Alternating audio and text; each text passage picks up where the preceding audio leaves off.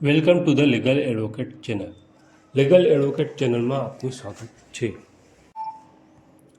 આજે આપણે જોઈશું વાહન ટ્રાન્સફર કર્યા વગર વેચી નાખ્યું હોય તો શું થાય.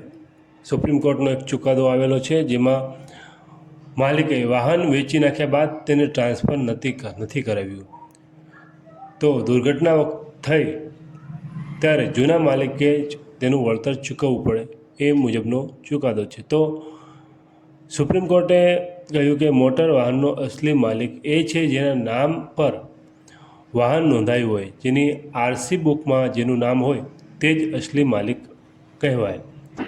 તમે કોઈને વાહન ટ્રાન્સફર કરી દીધું હોય, વેચી દીધું હોય, પણ આરસી બુકમાં નામ ચેન્જ ના કર્યું હોય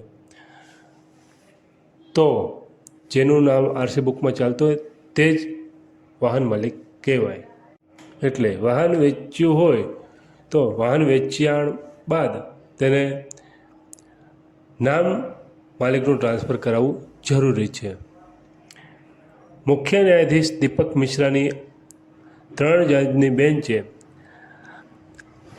પંજાબ અને હરિયાણા હાઈકોર્ટનો નિર્ણય રદ કરી નાખ્યો અને મોટર દુર્ઘટનાના નિર્ણયને લાગુ કરવાનો આદેશ આપેલો.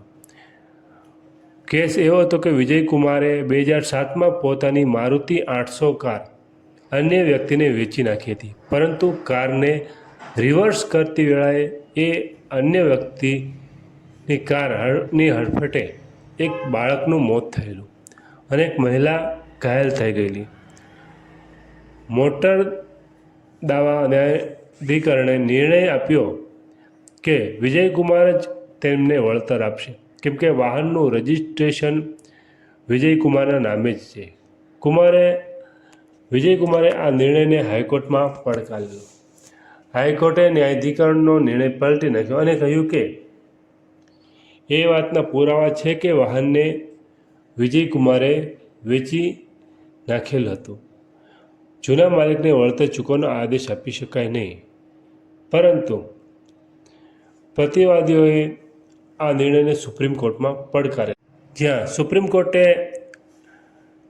તેવો નિર્ણય કર્યો કે વાહન વેચી નાખ્યા બાદ તેને ટ્રાન્સફર નહીં કરાવ્યું હોય તો દુર્ઘટના જ્યારે પણ થાય તેનું વળતર જૂના માલિકે જ ચૂકવવું પડશે. એટલે કે કાગળ ઉપર આરસી બુક ઉપર જેનું નામ હોય તે જ વાહન માલિક ગણાશે અને તેણે જ વળતર ચૂકવવું પડશે. જે સુપ્રીમ કોર્ટનો સિવિલ અપીલ નંબર 1427/2018 નવીન કુમાર વર્સિસ વિજયકુમાર એન વાળું જજમેન્ટ છે સુપ્રીમ કોર્ટે આપેલું, જેની લિંક પણ આપણે જજમેન્ટની કમેન્ટ બોક્સમાં મૂકી છે. કાયદાને લગતા અન્ય વિડીયો જોવા માટે તમે અમારી ચેનલને ફોલો કરી શકો છો અને તમને કોઈ પ્રશ્ન હોય તો કમેન્ટમાં જણાવી શકો છો. આભાર.